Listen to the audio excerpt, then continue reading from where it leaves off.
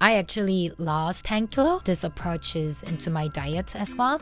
The most challenging part is to maintain on that level. There's no like shortcut. Hello everyone, welcome back to my channel. It's Jihan. Today I'm going to talk about English in English. When they ask like, oh hey Jihan, why is it so hard to learn English? Why is it so hard to improve my English? What I'm telling you girls is that it's very important to see this as the long-term commitment. Like when people say, oh I'm going to be fluent in English within only 3 months, 6 months, or even a year, that is not gonna be possible. Let's just be real. You gotta put your efforts over than 3 years, 5 years, 10 years maybe. Because for me as well, many people ask me, so how long are you gonna do that? And I'm just telling them forever. And many people are like, but like why? When you achieve beyond the level that you wanted to be, can you just stop doing it? But I'm saying like, you know what? Like going into that goal is the hardest part, but the most challenging part is to maintain on that level. You need to have this as a long-term commitment, like losing weight, being on a diet. Even when you are on the level what you want, you just need to keep at it, continue that level, and to just keep that fluency. Just don't stop it. Just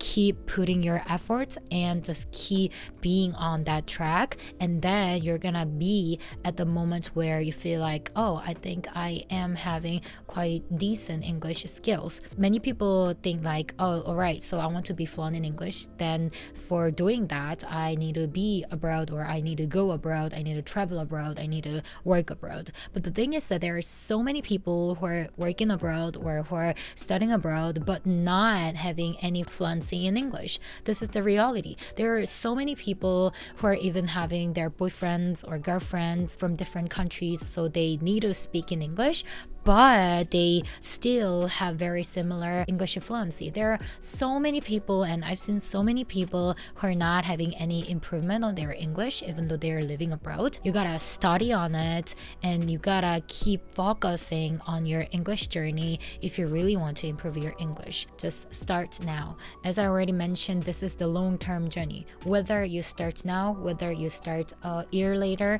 you will need to keep doing that. So the best way is just to start now so that you can reach to the point where you want to achieve as fast as you can. Many people don't see it as a daily basis study. They see like this is the study for some period. I highly recommend you just starting it now and having this kind of journey into your daily basis. This need to be your new habit. This needs to be your daily routine. When it comes to losing weight, diet as well, you don't do it only for a specific period, right? For example, working out every day or eating some healthy breakfast, something like that. This is exactly same. If you want to get used to speaking in English, and if you want to be really fluent in English, then you need to have this as your daily routine, not like for some specific period of time. So it's very important not to get stressed out. If you're getting stressed out on your English learning journey, then you need to recheck. You need to double check about your approach to English.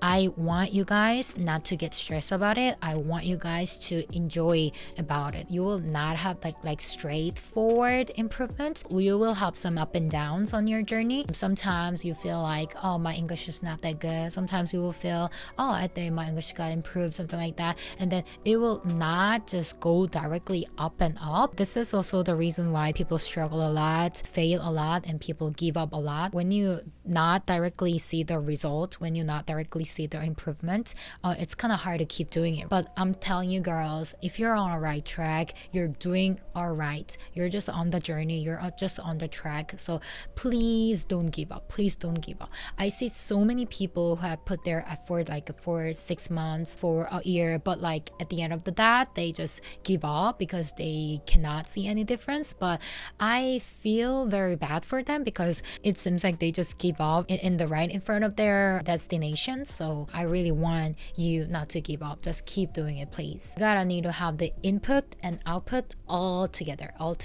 If you're only having inputs, for example, learning vocabularies, listening some English radio, you're not doing it all right. You gotta have the input and output at the same time. So please focus on your balance between input and output.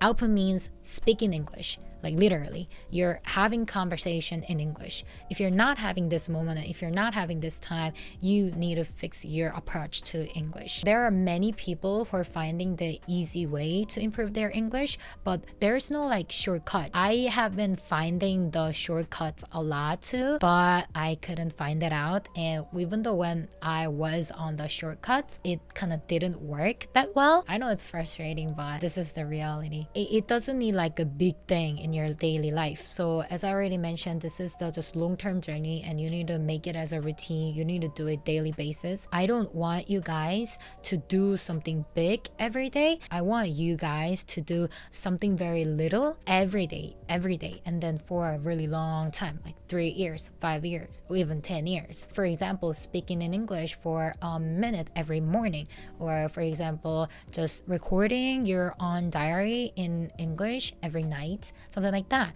You just need that little thing. When you set up the goal like this, the journey can be very sustainable. If it's not fun, then it's easy to just give up in the middle of the journey. Learning English is not only just having a new language in your brain, but also having new culture in yourself and having new perspective about the life. So I hope you guys can enjoy this journey.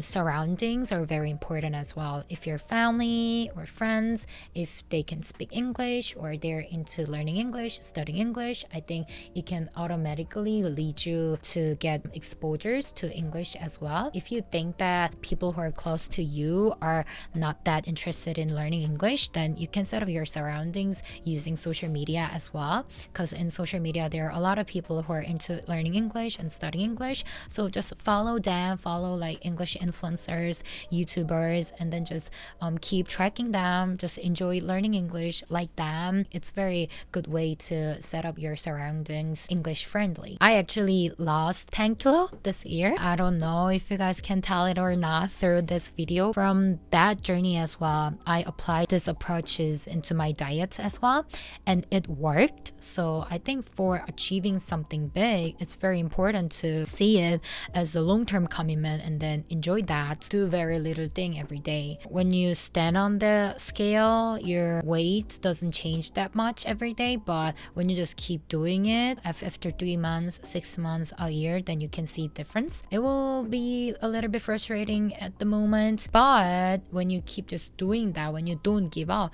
then you will see the difference. So yeah, that's it. That's what I wanted to say. Yeah, this is it for today. I hope you guys enjoyed this video, and I'll see you girls in the next better video. All right, bye. Thank you.